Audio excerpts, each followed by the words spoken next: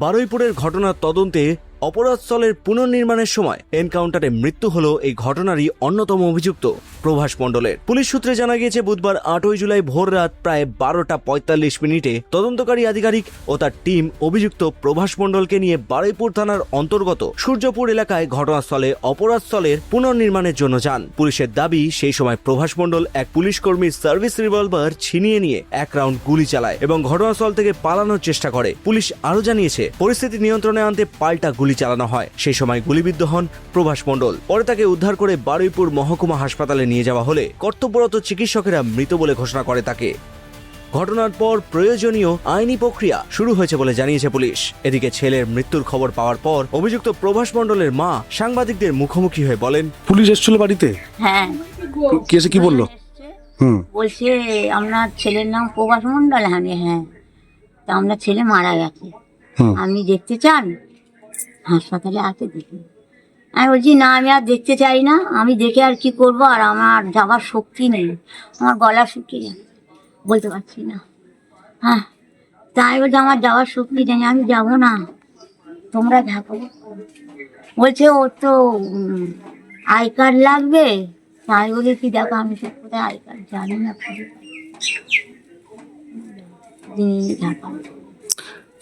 ছেলে যে মৃত্যু হলো তাতে আপনার কষ্ট হচ্ছে না?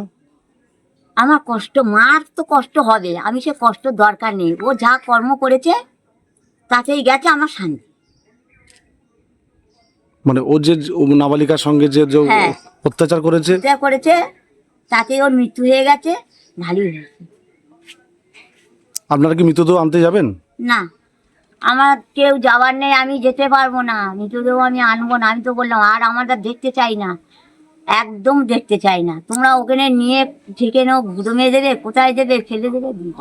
অপরদিকে অভিযুক্তের গুলিবিদ্ধ হওয়ার ঘটনার পর নিহত কিশোরীর বাবা তার প্রতিক্রিয়ায় জানান, পুরো রাস্তা আছে, সরকারের পুরো রাস্তা ভরসা আছে, কালকের কথা দিয়েছে সেভাবে উনি যেভাবে কাজ চালিয়ে যাচ্ছে, আমরা খুব খুশি, অত্যন্ত খুশি। সেভাবে পুরো ফুল ভরসা আছে আমাদের। আচ্ছা, তো পুলিশকে লক্ষ্য করে পজ গুলি চালাতে গেছিল? না, ওটা আমি বলতে পারছি না, আমি তো সেই অবস্থা ছিলাম না তখন। একদম এনকাউন্টার, একজন মৃত্যু। টোটালি এর বেশি কিছু বলতে পারছি না, আমি পরিস্থিতি অন্যরকমই ছিলাম তখন। আচ্ছা, এটা শুনেছেন? শুনেছি এক্ষুনি, তেমন কিছু শুনিনি, আমি একটু অন্য ব্যস্তের মধ্যে আছি, তো চতুর্দিক থেকে সব বুঝতে পারছেন, আপনারা সবাই আসছেন। পুলিশের ভূমিকায় যে একদম যেভাবে পুলিশের উপরে পুরো ফুল ভরসা আছে, পুলিশ না থাকলে আমরা এত এগোতে পারতাম না। পুলিশ যেভাবে তদন্ত করছে 4 জনই তো অ্যারেস্ট হয়ে গেল। খুশি আমি, তাতে খুশি। আরো যারা আছে তারা অ্যারেস্ট হবে, দোষীদের শাস্তি হোক, এটা কিছু কি। দাদাও এই জিনিসটা খুব মাথায় রেখেছে, দাদা আমার ভরসা দিয়েছে, দাদার ওর ফুল ভরসা আছে। ওর যে সিএম আছে না, ওনাকে দাদা বলে আমরা সম্মান করি। দাদা ফুল ভরসা দিয়েছে, ওনার ওর ফুল বিশ্বাস, আশা, ভরসা সব আছে। উত্তর 24 পরগনা ও তার আশপাশের এলাকার মানুষের সেবায় ক্যাথ ল্যাবের মতো অত্যাধুনিক সুবিধা নিয়ে পরিষেবায় ব্রতী সারদা মাল্টি স্পেশালিটি হাসপাতাল। একই ছাদের তলায় মানুষ সাধারণ চিকিৎসা থেকে শুরু করে 24 ঘন্টা cath lab, MRI, CT scan, এনআইসিইউর মতো সুবিধা এবার থেকে পেয়ে যাবেন সারদা মাল্টি স্পেশালিটি হাসপাতালে। প্রয়োজনে যোগাযোগ করুন 033-2592-0730, 2593-0730, 2593-3562 ও 9331275635 নম্বরে। আমাদের ঠিকানা royal park, Kalyani expressway, Barrackpore, Kolkata 7,01,021। Sarada multi speciality হাসপাতাল, পরিষেবাই হোক আমাদের মূল লক্ষ্য। আরেকদিকে এনকাউন্টারে মৃত অভিযুক্ত প্রভাস মণ্ডলের স্ত্রী সাংবাদিকদের বলেন, করবে না আর কি, এটা আমি বলতে পারছি না যে করেনি। আচ্ছা, কেন এরকমই, আমার বিয়ের পরেও আমি নোংরামও দেখেছি, অনেক অত্যাচার করে আমি এখন সংসার করছি। তো এটা আমি মানে মেনেই নিয়েছি যে ও করেছে। আচ্ছা, এই যে পুলিশের গুলিতে মারা গেল, কিছু বলবেন? না, ও অন্যায় করেছে, ও দোষ করেছে, ও হচ্ছে গুলি খেয়েছে, এটা বলার কিছু নেই। আচ্ছা, আপনি কি চাইছেন এখন? কি চাইছি বলতে, যে ওখানে তো বারুইপুরে আমাদের যেতে বলছে, যাবো। স্বামীর দেহ নেবেন? মেয়ে বলতে যদি রাজি, বাড়ির লোক সবাই রাজি হয় তো আনা হবে। আচ্ছা, আপনার কয় সন্তান? একটা ছেলে। আচ্ছা, এই ঘটনা নিয়ে ভিডিও বার্তায় প্রতিক্রিয়া দেন ব্যারাকপুরের বিধায়ক তথা আইনজীবী কৌস্তব বাগচিও। তিনি বলেন, বারুইপুরের ধর্ষণ কাণ্ডে প্রধান অভিযুক্ত আজকে এনকাউন্টারে মারা গেলেন। দেখুন, আমি একজন আইনজীবী হিসেবে কখনো এনকাউন্টারকে তো সেভাবে সমর্থন করতে পারি না, ফান্ডামেন্টাল রাইট এই সমস্ত কথাগুলো মাথায় রেখে। কিন্তু ব্যক্তি হিসাবে কথা বলতে পারি যে পশ্চিমবঙ্গে আজকে একটা নতুন দৃষ্টান্ত স্থাপন হলো যে এই প্রশাসন দুর্বল প্রশাসন নয়, এই প্রশাসন কোন রকম কাউকে রেয়াত করার মতন প্রশাসন নয়।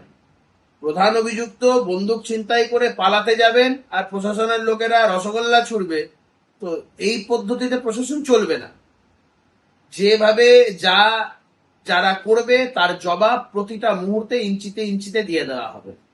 আমি মনে করি এটা একটা স্ট্রং ডেটারেন্ট হয়ে থাকলো। আমরা আমাদের এই সমাজে আরো এই ধরনের বেশ কিছু ডেটারেন্ট চাই।